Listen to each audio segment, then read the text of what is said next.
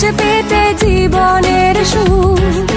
বন্ধু হোক বন্ধনের যখন বোরিং ফেসবুক, চায়ের কাপে তুফান তোলা আড্ডা আনলিমিটেড, ওয়ার্ল্ড ওয়াইড বঙ্গান বাঙালিকে করতে reconnect. Banganet Banganet radio Banganet, Banganet Banganet radio Banganet. Radio Banganet, Banganet 18 আনা বাঙালিয়ানা, বাঙালিয়ানা। দোলা, তোর চোখ দুটো পাখির ডানার মতো নরম। I love you Dola, I love you, I love you, I love you, I love you. পাগল একটা। জয় তং দেবী চামুণ্ডে, জয় ভূত প্রহারিণী, জয় সর্বস্বে দেবী কাল রাত্রি নমস্তুতে। যা যা, যাবি না, যাবি না, যা।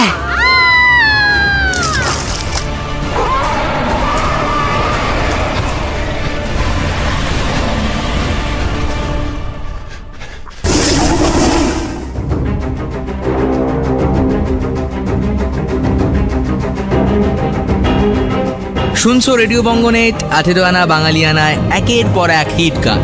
আর আজ যেহেতু থার্সডে, তাই সবাই জানো এই সময়টায় কি শুনবে তোমরা। প্রীতমের সঙ্গে উইংস অফ স্টোরিজ।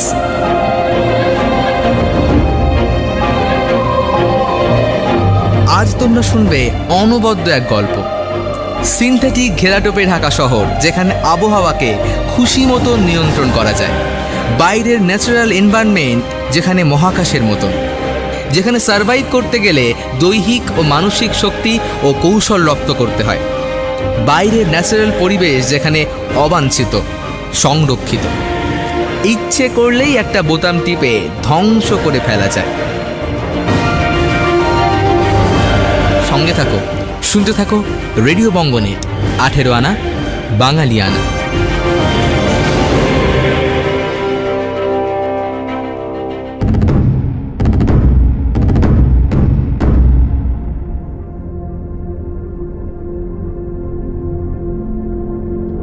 প্রথমে গিয়েছিল বিক্রম শর্মা আর রণদীপ সেন। তার 2 মাস পরে সত্যদেব সিং আর রঘুনাথ মহান্তি। কিন্তু ওরা কেউই ফিরে আসেনি ওই রহস্যে ঢাকা প্রাচীন জঙ্গল ফরেস্ট এক্স থেকে। গত 100 বছরের বেশি সময় ধরে বন্য প্রকৃতির বুকে খুশি মতো বেড়ে উঠে ঘন হয়েছে ওই রহস্যময় জঙ্গল। গবেষণার প্রয়োজনে ওটাকে স্বাভাবিকভাবে বেঁচে থাকতে দেওয়া হয়েছিল। ঠিক করা হয়েছিল প্রতি 100 বছর অন্তর অন্তর অভিযান চালানো হবে ওই জঙ্গলের অভ্যন্তরে। খতিয়ে দেখা হবে তার গাছপালা ও বন্য প্রাণীর বিবর্তনের নানা লক্ষণ। পর্যবেক্ষণ করা হবে তাদের আচার আচরণ, প্রকৃতি। আর সেই মতোই শুরু হয়েছিল প্রথম অভিযান।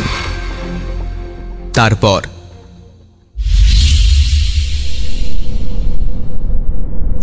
সেন্ট্রাল কন্ট্রোলের চিফ ব্রিগেডিয়ার চৌধুরী টেবিলে রাখা কম্পিউটার টার্মিনালের বোতাম টিপলেন।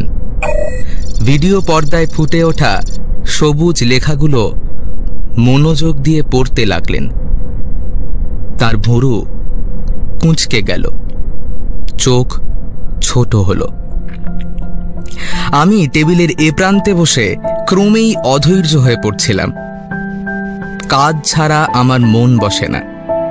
অলস থাকলে আমার অ্যালার্জি হয়। অবশ্য শুধু আমার নয়, অপারেশন ডিভিশনের সকলেরই এই একই অভ্যাস। মনোবিজ্ঞানের নানান পরীক্ষার মাধ্যমে অপারেশন ডিভিশনের লোক বাছাই করা হয়। তার মধ্যে 2টি প্রধান শর্ত হলো প্রার্থীকে কাজ পাগল হতে হবে এবং তার মধ্যে কল্পনার ছিটে ফোঁটাও থাকবে না। ব্রিগেডিয়ার চৌধুরী কম্পিউটার ছেড়ে আমার দিকে তাকালেন, বললেন, দাস, আপনাকে সংক্ষেপে ওদের হারিয়ে যাওয়ার কথা বললাম। তবে কম্পিউটারের মেমোরিতে এ বিষয়ে বিশদ তথ্য আছে। আপনাকে তার একটা কপি করে দিচ্ছি, সময় মতো দেখে নেবেন। ব্রিগেডিয়ার ভাসমান বাতাস চেয়ারে হেলান দিয়ে আরাম করে বসলেন। একটা লুকোনো সুইচ টিপতেই টেবিল ফুঁড়ে 2 গেলাস শরবত উঠে এলো। ব্রিগেডিয়ার ইশারা করতেই তাকে ধন্যবাদ জানিয়ে আমি একটা গেলাস তুলে নিলাম। এই শরবতই আমাদের সেন্ট্রাল কন্ট্রোল অফিসের একমাত্র সুষম পানীয়। এর সমস্ত উপাদান বিজ্ঞানীরা হিসেব করে ঠিক করেছেন। এই শরবত কর্মঠ লোকেদের কাজের ক্ষমতা আরো বাড়িয়ে দেয়। ব্রিগেডিয়ার ধীরে ধীরে কথা বলছিলেন। দাস, আপনি হয়তো জানেন, প্রাকৃতিক পৃথিবী থেকে গত 250 বছর ধরে আমরা বিচ্ছিন্ন। সারা পৃথিবীতে এখন সিনথেটিক ঘেরাটোপে ঢাকা 40,200 শহর রয়েছে। পরিবেশ দূষণ থেকে বাঁচার জন্য এই ঘেরাটোপের পরিকল্পনা নেওয়া হয়েছিল। এছাড়া ঘেরাটোপের মধ্যে আমরা আবহাওয়াকে নিয়ন্ত্রণ করতে পারি খুশি মতো। ঘেরাটোপের এই কৃত্রিম অথচ আরামের পরিবেশে স্বস্তির মধ্যে বেড়ে উঠেছি আমরা, ফলে বাইরের প্রকৃতিতে পা রাখিনি।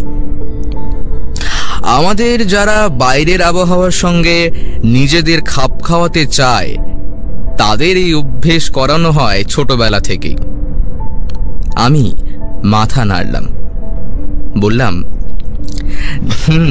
জানি স্যার, কারণ আমাকেও এই অভ্যেস করানো হয়েছে ছোটবেলা থেকে। এখানকার নিয়ম অনুসারে ছেলে মেয়েদের 12 বছর বয়স হলেই সরকারি সংস্থায় গিয়ে IQ সার্টিফিকেট নিয়ে আসতে হয়। এছাড়া তাদের নিয়ে অন্যান্য দৈহিক এবং মানসিক পরীক্ষাও চালানো হয়। এইসব পরীক্ষার ফল অনুযায়ী সরকার থেকেই নির্দিষ্ট করে দেওয়া হয় তাদের ভবিষ্যৎ পড়াশুনো ও পেশা। এইসব পরীক্ষার রেজাল্ট দেখেই আমাকে প্রাথমিকভাবে নির্বাচিত করা হয়েছিল সেন্ট্রাল কন্ট্রোলের জন্যে। তারপর 8 বছর পরে আবার এক দফা পরীক্ষা নিয়ে তবেই আমাকে বেছে নেওয়া হয়েছে সেন্ট্রাল কন্ট্রোলের অপারেশন ডিভিশনে। সেন্ট্রাল কন্ট্রোল নির্বাচিত হওয়ার পর থেকেই বাবা মায়ের অনুমতি নিয়ে আমাকে বাইরের পরিবেশে রপ্ত করানোর কাজ শুরু হয়েছে। আর তার জন্যে প্রয়োজন হয়েছে স্পেশাল লাইসেন্স। এরকম লাইসেন্স ওদেরও ছিল, ওই হারিয়ে যাওয়া 4 জনের, বিক্রম শর্মা, রণবীর সেন, সত্যদেব সিং আর রঘুনাথ মহান্তি। সুতরাং বাইরের দুর্যোগপূর্ণ প্রাকৃতিক পরিবেশ ওদের কাছে নতুন নয়। তাছাড়া ওদের সঙ্গে ছিল অভিযানের উপযুক্ত আত্মরক্ষার আধুনিক সব অস্ত্রশস্ত্র আর প্রয়োজনীয় সুষম খাদ্য। কিন্তু তা সত্ত্বেও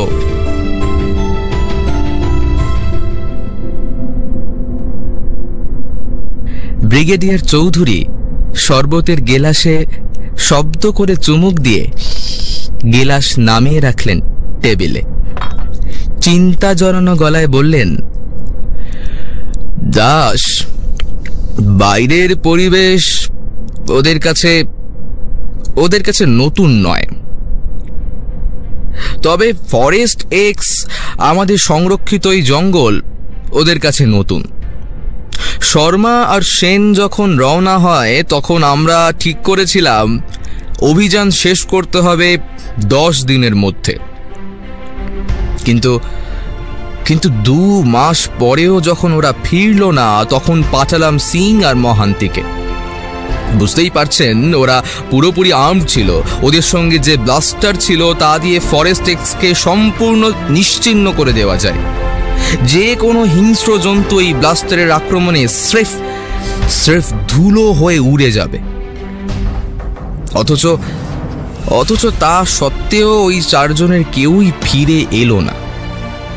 ব্যাস, অভিযান মাথায় থাক। এখন দুশ্চিন্তায় গোটা সেন্ট্রাল কন্ট্রোল ভেঙে পড়েছে।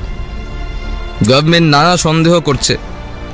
যেখানে গত 200 বছরে সারা পৃথিবীতে দুর্ঘটনায় মারা গেছে মাত্র 10,000 মানুষ, সেখানে 3 মাসের মধ্যে 4 জন স্পেশালিস্ট নিরুদ্দেশ।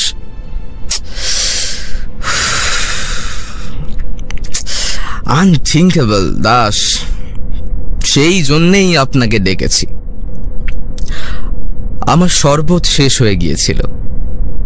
ব্রিগেডিয়ার আবার লুকোনো বোতামটি টিপলেন। খালি গেলাস দুটো অদৃশ্য হয়ে গেল টেবিলের গহ্বরে।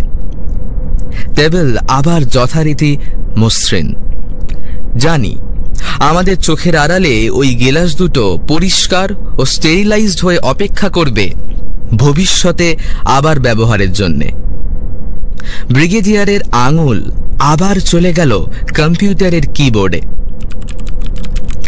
দ্রুত নাড়াচাড়া করল বোতামের ওপরে। ভিডিও পর্দায় জটিল রঙিন ছবি ফুটে উঠল। ব্রিগেডিয়ার আপন মনেই বললেন, ফরেস্ট এক্সের টোপোলজিক্যাল ম্যাপ বলে একটা বোতাম টিপে তার একটা ছাপা কপি প্রিন্টার থেকে বার করে টেবিলে রাখলেন। তারপর পর্দায় ফুটিয়ে তুললেন হারিয়ে যাওয়া বিজ্ঞানীদের রুট ম্যাপ। বার করে নিলেন সেটারও হার্ড কপি। আর সব শেষে অনেকগুলো পৃষ্ঠা ছাপিয়ে নিয়ে আমাকে লক্ষ্য করে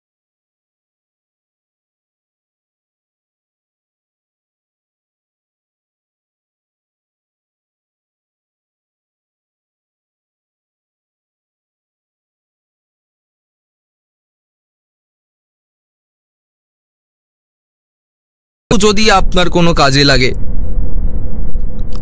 কম্পিউটার টার্মিনাল ছেড়ে ব্রিগেডিয়ার ভাসমান বাতাস চেয়ারের বায়ুচাপ সামান্য বাড়িয়ে দিলেন। চেয়ারটা ইঞ্চি চারেক উঁচু হলো। তখন তিনি পলিথিন কভারে মুড়ে কম্পিউটারের প্রিন্ট আউটের পুরো গোছাটা সামনে ঝুঁকে পড়ে আমার হাতে দিলেন। তারপর চেয়ারটাকে আবার ঠিক করে নিয়ে কিছুক্ষণ চোখ বুজে থাকলেন। শেষে বললেন, মনে করুন ফরেস্ট এক্সে গিয়ে আপনি দেখলেন যে ওখানে অনেক রকম জন্তু জানোয়ার ইত্যাদি ঘুরে বেড়াচ্ছে। তো আপনি তখন ব্রিগেডিয়ার বলে যাচ্ছিলেন, কিন্তু আমি কিছুই শুনছিলাম না। ভাবছিলাম প্রায় 4 বছর পরে আমি আবার বাইরে যাব। আর এবারের যাওয়াটা অন্যান্য বারের মতো নয়। অন্যান্য বারে আমি বাইরে থেকেছি বড়জোর 12 ঘন্টার জন্য। সে নতুন কাউকে বাইরের আবহাওয়ায় অভ্যেসে ট্রেনিং দেওয়ার জন্যে, নয়তো কোনো অটো টানেল পরীক্ষা করার জন্যে, অথবা কোনো মহাকাশযান রওনা হওয়াকালীন নিরাপত্তার জন্যে। কিন্তু এবারের অপারেশন অন্য রকম। হঠাৎ করে যদি এই রকম কোনো ঘটনা হয় তখন আপনি কি করবেন? দাস দাস আমার খেয়াল হলো ব্রিগেডিয়ার প্রত্যাশা নিয়ে আমাকে দেখছেন, আমার জবাবের অপেক্ষা করছেন। তিনি আবার বললেন, বলুন দাস, তখন আপনি কি করবেন? আমি হাসলাম। বুকের কাছে লুকোনো আধুনিক জেনারেটর গানটা একবার অনুভব করলাম। তারপর বললাম, আপনার কথা আমি কিছুই শুনিনি স্যার। ব্রিগেডিয়ার চৌধুরীর মুখ লালচে হতে লাগলো। কিছু একটা বলতে যাচ্ছিলেন, কিন্তু তার আগেই আমি বললাম, শুনিনি। কারণ ধরি, মনে করি, যদি, হয়তো, সম্ভবত এইসব শব্দ দিয়ে কোনো কথা শুরু হলে আমি বাকিটা শুনি না। কল্পনার ওপরে আমার কোনো আস্থা নেই স্যার। ব্রিগেডিয়ার যে কষ্ট করে মুখে হাসি ফুটিয়ে তুললেন সেটা বুঝতে পারলাম, কিন্তু আমি ওকে অপমান করতে চাইনি, কারণ এটাই আমার বরাবরের অভ্যেস। শুধু আমার কেন, আমাদের অপারেশন ডিভিশনের প্রত্যেকেরই। আর ব্রিগেডিয়ার চৌধুরী আমার সম্পর্কে পুরোপুরি খোঁজ খবর না নিয়ে আমাকে ফরেস্ট এক্সের ব্যাপারে ডেকেছেন, তা আমি মনে করি না। উনি সেন্ট্রাল কন্ট্রোলের প্রতিটি মানুষের পার্সোনাল কম্পিউটারের কোড জানেন এবং টার্মিনালের বোতামে আঙুলের ডগা ছুঁয়ে যে কোনো সময় পড়ে ফেলতে পারেন আমাদের আগা পাঁচতলা ইতিহাস। তাহলে এই মুহূর্তের অপমানিত ভাবটুকু কি ব্রিগেডিয়ারের অভিনয়? ঠিক সেই সময় ব্রিগেডিয়ারের ডান দিকে রাখা একটা ছোট্ট টিভির পর্দায় একটা সবুজ সংকেত ফুটে উঠল। দুবার বিপ বিপ শব্দ শোনা গেল। আমার দিক থেকে চোখ সরিয়ে ব্রিগেডিয়ার পর্দার দিকে তাকালেন। ততক্ষণে সেখানে একজন লোকের রঙিন ছবি ফুটে উঠেছে, অর্থাৎ তার সঙ্গে কেউ দেখা করতে এসেছে এবং সেই অতিথি ঘরের বন্ধ দরজার বাইরে অপেক্ষা করছে। টিভির সামনে রাখা মাইক্রোফোনের কাছে মুখ নিয়ে ব্রিগেডিয়ার চৌধুরী একটা কোড নম্বর বললেন, 2470PQB। পরক্ষণেই পাল্টা একটা নম্বর শোনা গেল স্পিকারে, 0217SP9। ব্রিগেডিয়ার হাসলেন, বললেন, প্লিজ কাম ইন। তারপর আমার দিকে ফিরে বললেন, আমার বহুদিনের পুরনো বন্ধু সুরেশ চোপড়া 8 বছর ধরে মিশিগানে ছিল, মহাকাশযানের কঠিন জ্বালানি নিয়ে গবেষণা করছিল। এখন চলে আসছে জাপানে, সেই ফাঁকে 1 মাস ভারতে থাকবে। আজ আমাদের সেলিব্রেট করার কথা, কিন্তু ফরেস্ট এক্সের ব্যাপারটা। আমি নির্লিপ্তভাবে ব্রিগেডিয়ার চৌধুরীর কথাগুলো শুনছিলাম। বুঝতে পারছিলাম না সুরেশ চোপড়ার জীবনী জেনে আমার লাভ কি, আর ফরেস্ট এক্সের সঙ্গে তার সম্পর্কই বা কি। Oh, hello, Mr. Chaudhary. How are you? ইতিমধ্যে সুরেশ চোপড়া ঘরে ঢুকে পড়েছেন I'm nice. এবং ব্রিগেডিয়ারের সঙ্গে করমর্দনের পর একটা বাতাস চেয়ারে বসেও পড়েছেন। আমি ভাবছিলাম এবারে বিদায় নিলে হয়, কিন্তু চিফ না নির্দেশ দিলে সেটা ভালো দেখায় না। সুতরাং চুপচাপ বসে রইলাম। সুরেশ চোপড়া ব্রিগেডিয়ার চৌধুরীর সঙ্গে গল্প করছিলেন, ভারতের মতো কোনো জায়গা? পুরনো নতুন নানা কথা, আর ওরা দুজনেই খুব হাসছিলেন। জাপানে যেতে কথায় কথায় সময় কাটতে লাগলো। একসময় এক গ্লাস শরবত টেবিল ফুঁড়ে বেরিয়ে এলো সুরেশ চোপড়ার জন্যে। তিনি তখন মিশিগানের নানা মজার অভিজ্ঞতার কথা বলছিলেন। কথা থামিয়ে শরবতে চুমুক দিলেন, আর ঠিক সেই মুহূর্তেই ঘটনাটা ঘটে গেল। এক হাতে শরবতের গেলাস, অন্য হাতে ব্লাস্টারটা বার করে নিয়ে ব্রিগেডিয়ারের দিকে তাক করে ধরলেন সুরেশ চোপড়া। তার মুখের হাসি, শরবতের গেলাস ধরে রাখার ভঙ্গি, এমনকি ব্লাস্টার বার করে আনার কাজটিও এত স্বাভাবিক ছিল যে চট করে তার নজর কাড়ে না। কিন্তু আমার নজর কাড়ল। স্লো মোশনে আমি সমস্ত ঘটনা দেখতে পাচ্ছিলাম। ব্রিগেডিয়ারের মুখে একটা ফ্যাকাশে পর্দা ছড়িয়ে গেল চকিতে। প্রযুক্তি এখন লক্ষ গুণে উন্নত হয়ে উঠলেও মানুষের কয়েকটি মৌলিক প্রতিক্রিয়া এখনও বিজ্ঞানের নিয়ন্ত্রণের বাইরে। সেই জন্যেই সেন্ট্রাল কন্ট্রোলের চিফও ভয় পেলেন, মৃত্যু ভয়। আর তখন সুরেশ চোপড়ার একটু আগের হাসি খুশি ভাবটা খুব ধীরে পাল্টাচ্ছিল। আমার কাছে এই সুরেশ চোপড়া লোকটা একজন অচেনা আগন্তুক ছাড়া কিছু নয়। সে হঠাৎ করে চিফের ঘরে ঢুকে তাকে নিশ্চিহ্ন করার জন্য ব্লাস্টার তুলে ধরেছে। চুলোয় যাক মিশিগানের গবেষণার গল্প আর চিফের সঙ্গে লোকটার পুরনো দোস্তির কাহিনী। এসব নির্ভেজাল সত্যি কিনা তার কোনো প্রমাণ এখনো আমি পাইনি। সুতরাং কয়েকশো মিলিসেকেন্ড ভাবনা চিন্তার পর আমি মেঝেতে ঝাঁপিয়ে পড়লাম। হাত পা গড়িয়ে চোপড়ার বাতাস চেয়ারে সপাটে এক লাথি কষিয়ে দিলাম এবং জেনারেটর গান তাক করে লো লেভেল ফায়ার করলাম।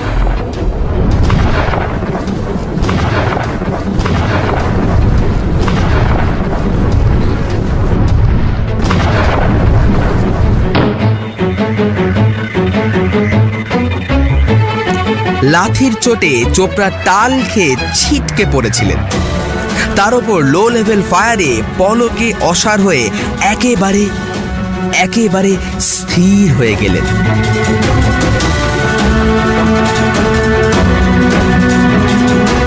ট্রিগারে চাপ দিলে জেনারেটর গান থেকে অত্যন্ত শক্তিশালী আহিত কণার স্রোত বেরিয়ে আসে। এই আহিত কণার তীব্রতা 3 রকমের হয়: লো লেভেল, হাই লেভেল আর ultra high level. Low level ফায়ারে কোনো মানুষ ঘন্টা দেড়েকের জন্যে শুধু অসাড় হয়ে যায়। হাই লেভেলে তার চেতনা ফিরবে 7 দিন চিকিৎসার পর। কেউ কেউ আবার উপরেও চলে যায়। আর আলট্রা হাই ফায়ারিংয়ে সরাসরি নামের আগে চন্দ্রবিন্দু। যেহেতু চিফের কথা সত্যি কিংবা মিথ্যে দুই হতে পারে, তাই চোপড়াকে লো লেভেল ট্রিটমেন্ট করেছি। সত্যি সত্যি চিফ কোনো পুরনো বন্ধু হারাক, তা আমি চাই না।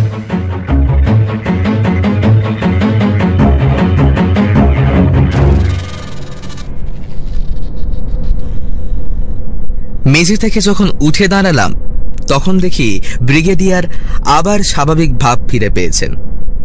তবে একই সঙ্গে তাকে খানিকটা উদ্বিগ্নও মনে হলো।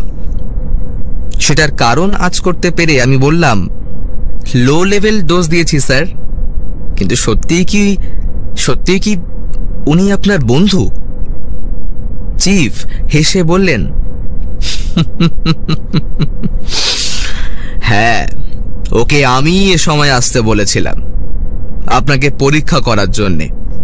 আর আমি চোপড়া সম্পর্কে আপনাকে আগে থাকতেই সাজেশন দিয়েছিলাম যাতে আপনি ওকে নিরাপদ মনে করেন। সেই অবস্থায় দেখতে চাইছিলাম আপনি কত তাড়াতাড়ি অ্যাকশন নিতে পারেন। আমি সামান্য হেসে কুণ্ঠিতভাবে বললাম, পরীক্ষায় কি আমি পাশ করেছি স্যার? চিফ বললেন, বসুন দাস। আমি বসলাম। এই পরীক্ষা আমি করেছি আপনার কর্মক্ষমতা যাচাইয়ের জন্য নয়, শুধু এটা দেখতে যে ফরেস্ট এক্স থেকে আপনার ফিরে আসার সম্ভাবনা আছে কিনা। ব্রিগেডিয়ারের গলার স্বর কিছুটা ভারী হলো। আমার ধারণা ওই গভীর জঙ্গলে এমন কোনো ভয়ঙ্কর প্রাণী আছে যাকে আমাদের আধুনিক কোনো অস্ত্র ঘায়েল করতে পারে না। আর বিক্রম শর্মা, রণবীর সেন, সত্যদেব সিং, রঘুনাথ মহান্তি হয়তো প্রাণ দিয়েছে সেই ভয়ঙ্কর প্রাণীর আক্রমণে। আমাদের অজানা অচেনা কোনো বিচিত্র শক্তি যা কাউকে ফিরে আসতে দেয় না। কিন্তু আমি চাই আপনি ফিরে আসুন, ওদের জীবিত অথবা মৃত সঙ্গে নিয়ে, অথবা না নিয়ে। আপনাকে আমি ফেরত চাই দাস, কারণ ফরেস্ট এক্সের রহস্য আমাকে ভেদ করতেই হবে। কথা শেষ করে কিছুক্ষণ চুপ করে বসে রইলেন ব্রিগেডিয়ার চৌধুরী। গভীরভাবে কিছু ভাবছিলেন বোধহয়। তারপর মুখ তুলে বললেন, আপনি কাল 6টার সময় রওনা হয়ে পড়ুন। 7 দিনের মধ্যে যদি আপনি রিপোর্ট ব্যাক না করেন তাহলে ব্যাপারটা রীতিমতো মারাত্মক হয়ে উঠবে। তখন হয়তো ওই বায়ো রিজার্ভটাকে, মানে ফরেস্ট এক্সকে ডিস্ট্রয় করে ফেলা ছাড়া আর কোনো উপায় থাকবে না। Anyway, I want to back Das at any cost.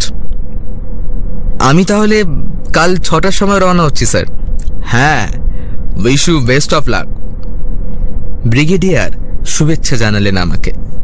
তারপর আমি যেই উঠে ঘর ছেড়ে বেরিয়ে আসতে যাচ্ছি, উনি পিছন থেকে ডেকে বললেন, দাস, এ ঘরের কথাবার্তা কারো সঙ্গে আলোচনার প্রয়োজন নেই, বিশেষ করে এই চোপড়ার ব্যাপারটা।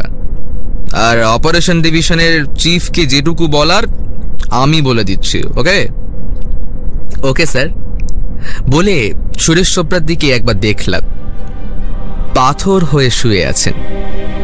না, চিন্তার কোনো কারণ নেই। সবেমাত্র 15 মিনিট হয়েছে। পুরো 1.5 ঘন্টা হতে এখনো 1 ঘন্টা 15 মিনিট দেরি।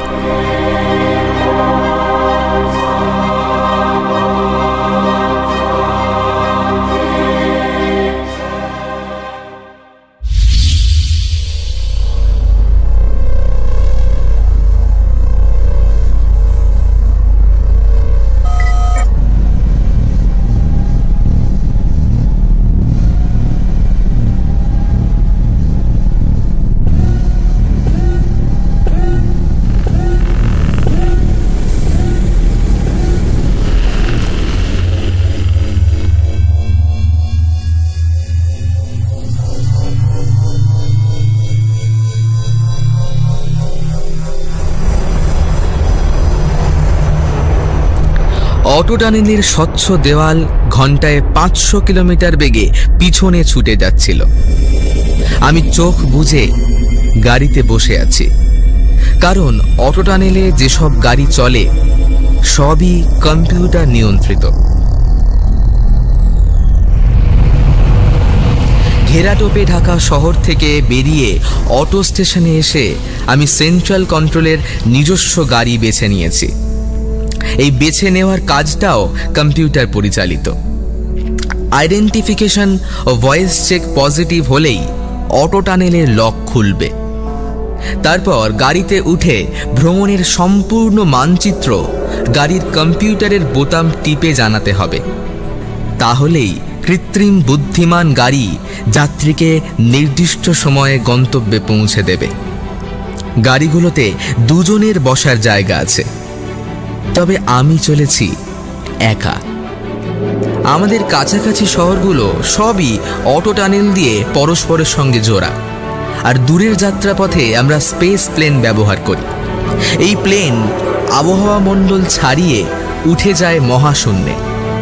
তারপর মোট উড়ানের সিংহভাগটাই সম্পন্ন করে মহাশূন্যে। অবশেষে গন্তব্যের কাছাকাছি পৌঁছে আবহাওয়া মণ্ডল কেটে নেমে আসে নির্দিষ্ট প্লেন পোর্টে। ফরেস্ট এক্সে যাওয়ার জন্যে স্পেস প্লেন আমি পছন্দ করিনি, কারণ তাতে জেট লগের জন্যে শরীর ভারী হয়ে থাকে, আমার কাজ শুরু করতে অসুবিধে হবে। তাই অপেক্ষাকৃত আরামের অটো টানেল ভ্রমণই বেছে নিয়েছি। অটো টানেলের গাড়ির কোনো চাকা নেই। ম্যাগনেটিক লেভিটেশনে টানেলের অটো লাইন থেকে কয়েক মিলিমিটার ওপর দিয়ে ভেসে চলে, সুতরাং ঝাঁকুনির কোনো ব্যাপার নেই। আর ইচ্ছে করলে গাড়ির গতিবেগ আমি ঘন্টায় 1000 কিলোমিটার পর্যন্ত তুলতে পারি। কিন্তু আমার কোনো তাড়া নেই, বরং ধীরে সুস্থে সম্পূর্ণ তাজা অবস্থায় আমি ফরেস্ট এক্সের সীমানায় পৌঁছতে চাই। যে করে হোক হারানো 4 জনকে ফিরিয়ে আনতেই হবে, যে করে হোক।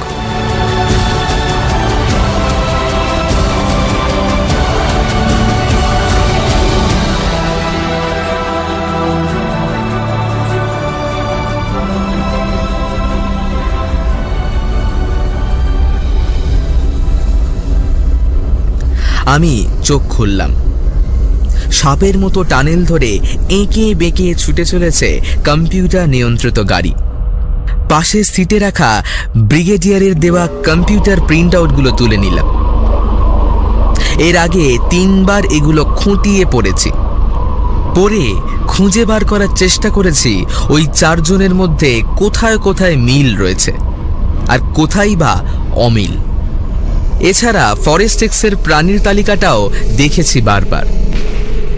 তাদের বর্ণনার পাশাপাশি রয়েছে তাদের ছবি। ছবি দেখে বোঝার চেষ্টা করেছি কোনো ভয়ঙ্কর জন্তু ওই 4 জনকে ফিরে আসতে দেয়নি, কিন্তু নিশ্চিত কোনো সিদ্ধান্তে পৌঁছতে পারিনি। তবু আরেকবার ওগুলো পড়তে শুরু করলাম, প্রতিটি অক্ষর, প্রতিটি শব্দ। তারপর নিজের মনেই বললাম, বিক্রম শর্মা, রণবীর সেন, সত্যদেব সিং, রঘুনাথ মহান্তি, তোমরা হারিয়ে গেলে কেন?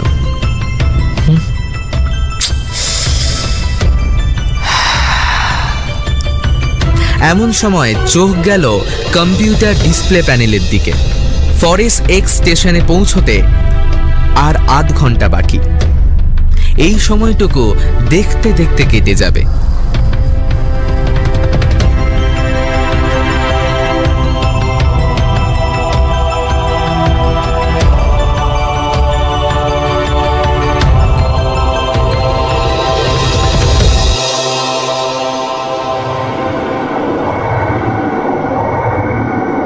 অটো টানেল স্টেশনের পার্কিং প্লেসে গাড়ি রেখে একটা বিশেষ বোতাম টিপলাম। মাথার ওপর থেকে গাড়ির স্বচ্ছ ছাদ সরে গেল।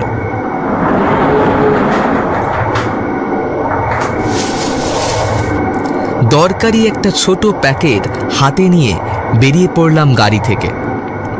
ছাদ আবার জায়গা মতো বসে গেল।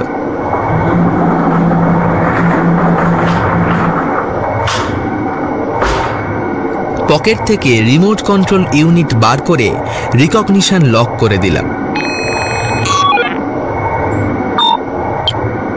আমি ছাড়া এই গাড়ি আর কেউ ব্যবহার করতে পারবে না। গাড়ির কম্পিউটার চোখ শুধুমাত্র আমাকে চিনতে পারলেই দরজা খুলবে। প্যাকেটটা হাতে নিয়ে ঘেরাটোপে ঢাকা স্টেশনের এক নির্জন কোণে কম্পিউটার টার্মিনালের কাছে এসে দাঁড়ালাম।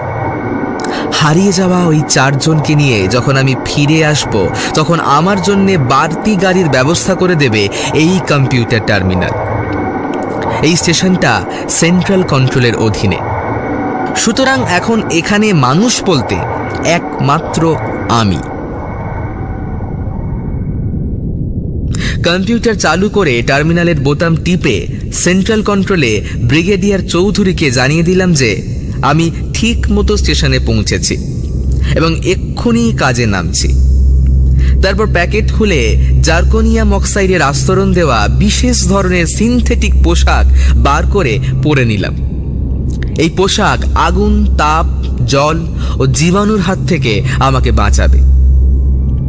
জেনারেটর গান, লেজার ব্লাস্টার, বিপার ইত্যাদি অস্ত্র ও যন্ত্রপাতি ঠিক মতো পরীক্ষা করে পোশাকের নানা জায়গায় ঢুকিয়ে রাখলাম। তারপর ট্রান্সমিটার ও ঘন খাবারের টিন কাঁধে ঝুলিয়ে বাইরে বেরিয়ে এলাম। বাইরে বেরোলে সবসময় দেখেছি শরীর ও মনের ওপরে একটা ধাক্কা লাগে, অথচ বাইরে আমি সব মিলিয়ে প্রায় 200 ঘন্টারও বেশি থেকেছি।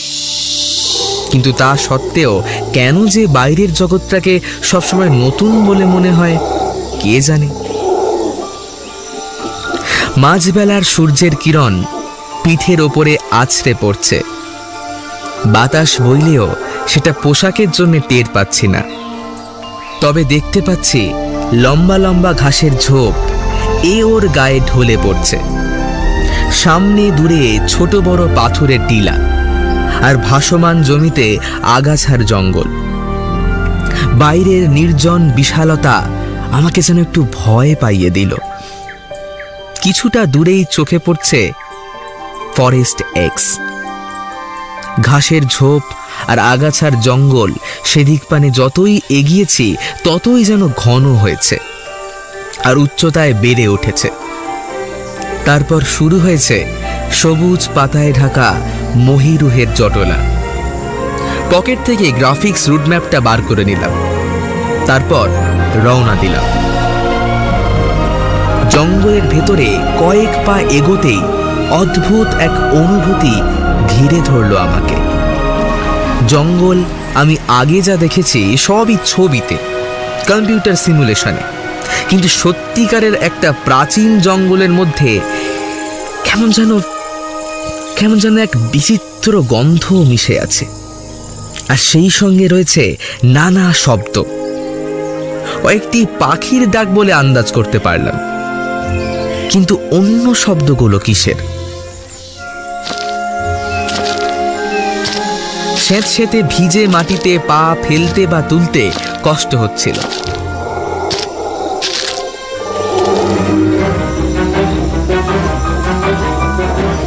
হঠাৎই পায়ের কাছে সাপের মতো কি একটা নড়ে উঠল।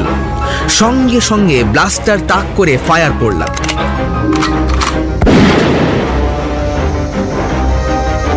সাদা আর বাদামি ডোরাকাটা সরীসৃপটার মাথায় ছোট ছোট দুটো শিঙের মতো কি রয়েছে।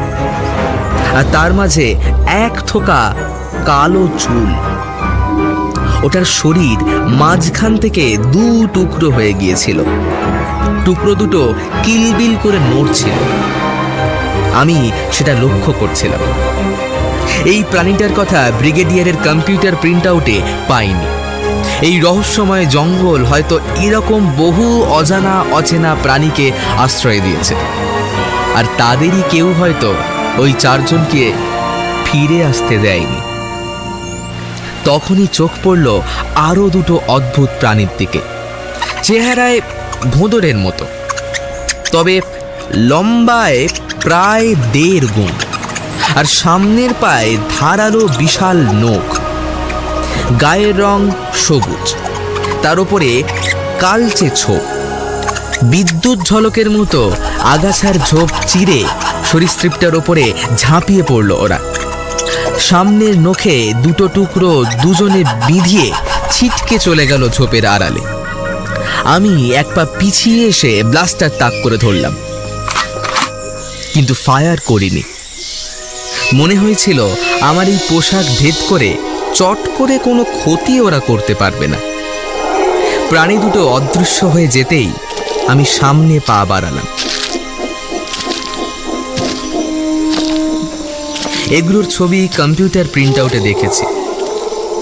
মার্কোনক্স, একই সঙ্গে তৃণভোজী এবং মাংসাশী।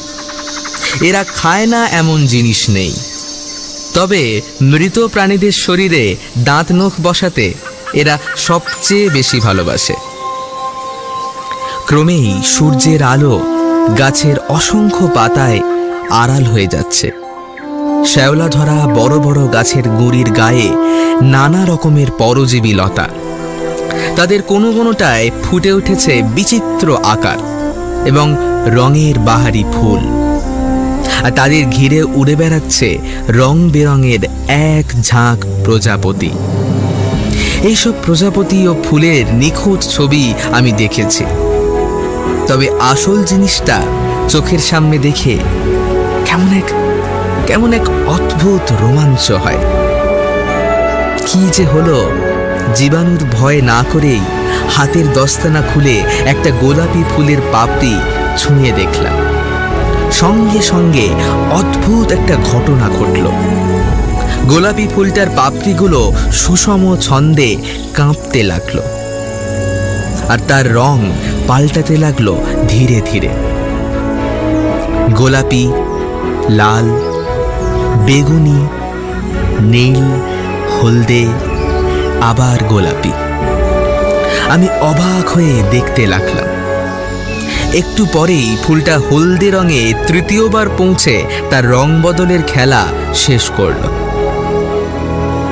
রামধনু ফুল ফরেস্টেক্সের অলংকার। আমি মুগ্ধ চোখে তখনও ফুলটাকে দেখছিলাম। সেই কারণেই পিছন থেকে ঝাঁপিয়ে পড়া আক্রমণকারীকে দেখতে পাইনি। সুতরাং প্রথম আঘাতের ধাক্কা আমাকে ছিটকে ফেলে দিল বুনো ঘাসে ছাওয়া ভেজা মাটিতে। মাথা ঠুকে গেল কোনো বিশাল গাছের শক্ত শেকড়ে, আর তখনই আক্রমণকারীকে চোখে পড়ল বুলবোয়া। দুপে ভয়ঙ্কর প্রাণী, হাত বলে কিছু নেই, তবে দেহে অসম্ভব শক্তি। গায়ে একটুও লোম নেই, বড় বড় লাল চোখ, লম্বা ধারালো দাঁত, পিছনে কুমিরের মতো মোটা কাঁটাওয়ালা লেজ। অদ্ভুত গর্জন করে বুলবোয়াটা আমার ওপরে দ্বিতীয়বার ঝাঁপিয়ে পড়তে যাচ্ছিল, কিন্তু তখনই আমি বাঁ হাতে ব্লাস্টারের ট্রিগার টিপলাম। বুলবোয়ার বিশাল মাথাটা চোখের পলকে অদৃশ্য হয়ে গেল। ওটার গর্দান থেকে ধোঁয়া বেরোতে লাগলো, আর পোড়া মাংসের গন্ধ ছড়িয়ে পড়ল জঙ্গলের স্যাঁতস্যাঁতে ভারী বাতাসে। জমি কাঁপিয়ে শব্দ করে আছড়ে পড়ল জন্তুটার বিশাল দেহ।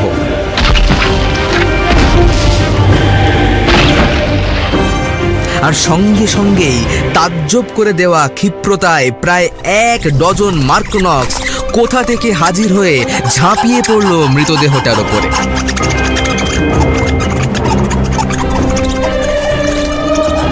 আমি উঠে দাঁড়িয়ে যন্ত্রপাতি সব ঠিকঠাক করে নিলাম। দস্তানাটা হাতে পরে নিয়ে আরো জোরে পা চালালাম। একটা জিনিস আমাকে ভাবিয়ে তুলছিল, মার্কোনক্সরা কেমন করে মৃতদেহের খোঁজ পায়। ওরা যেভাবে কোনো সদ্য মৃত প্রাণীর ওপরে ঝাঁপিয়ে পড়ছে, তাতে মনে হয় ওই নিখোঁজ 4 জন যদি এই জঙ্গলে মারাও গিয়ে থাকে, তবু তাদের কোনো চিহ্নই আমি পাব না।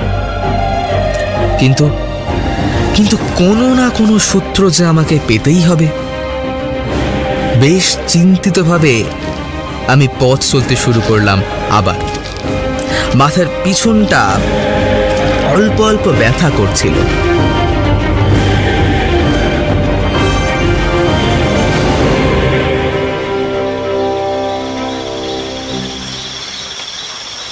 জঙ্গল ক্রমশ দুর্ভেদ্য হয়ে উঠছে। বেলা পড়ে আসার ঢের আগেই চারদিক আঁধার হয়ে আসছে। রাতটা বিশ্রাম নেওয়া দরকার। সুতরাং পুরনো নিয়ম মেনে একটা জুতসই গাছ বেছে নিয়ে তাতে উঠে পড়লাম। কয়েকটা বড় বড় ডালের জোরের কাছে গুছিয়ে বসলাম। তারপর পকেট থেকে টেপ রেকর্ডার বার করে এখন পর্যন্ত যা যা হয়েছে সব বিবরণ বলে গেলাম। টেপ বন্ধ করে বিপারটা অন করে দিলাম। এই বিপারের সংকেত সেন্ট্রাল কন্ট্রোলের মেইন ফ্রেম কম্পিউটারে পৌঁছে যাবে। তা থেকে ওরা জানতে পারবে আমি এখন জঙ্গলের ঠিক কোন জায়গায় আছি।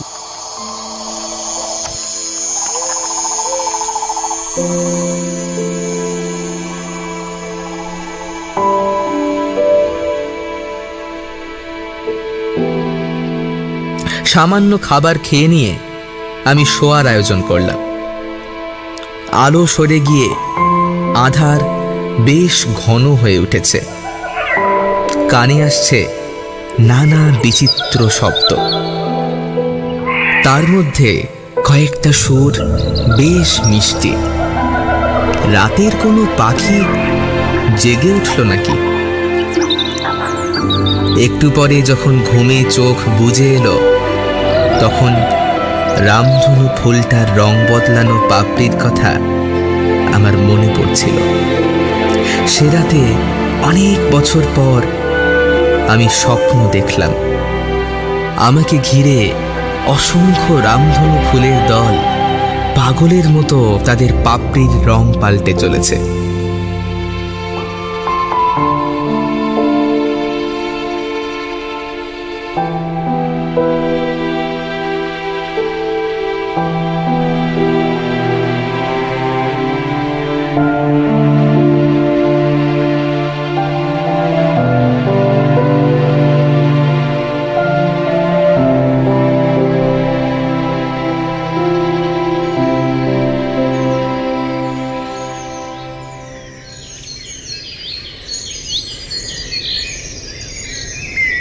সকালে ঘুম ভাঙল পাখির গানে।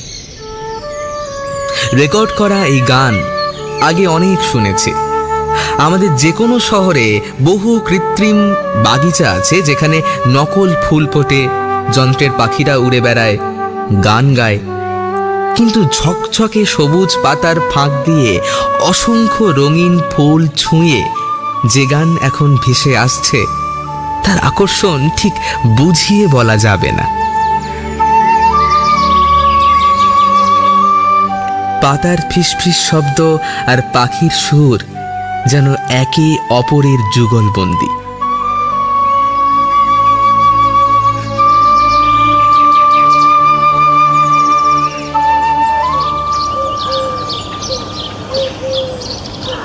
গাছ থেকে নেমে তৈরি হয়ে আবার শুরু করলাম পথ চলা। চলতে চলতে টের পেলাম একটা খসখস শব্দ।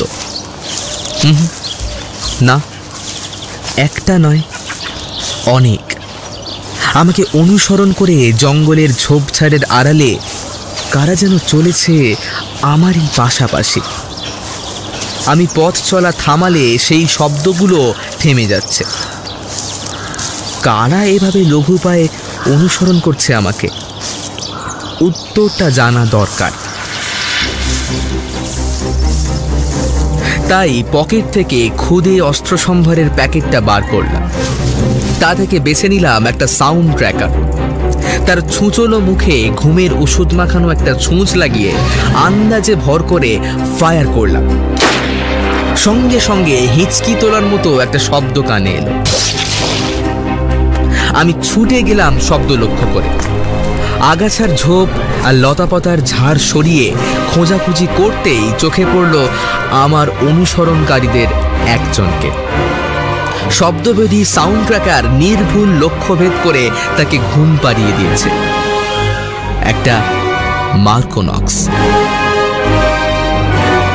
বুঝলাম মার্কোনক্সের দল আড়ালে থেকে আমাকে অনুসরণ করে চলেছে। ওরা বোধহয় আন্দাজ করেছে আমার সঙ্গে পথ চললেই ওরা মৃতদেহ পাবে, ওদের খিদে মিটবে। তা সে মৃতদেহ আমারই হোক বা অন্য কোনো প্রাণীর।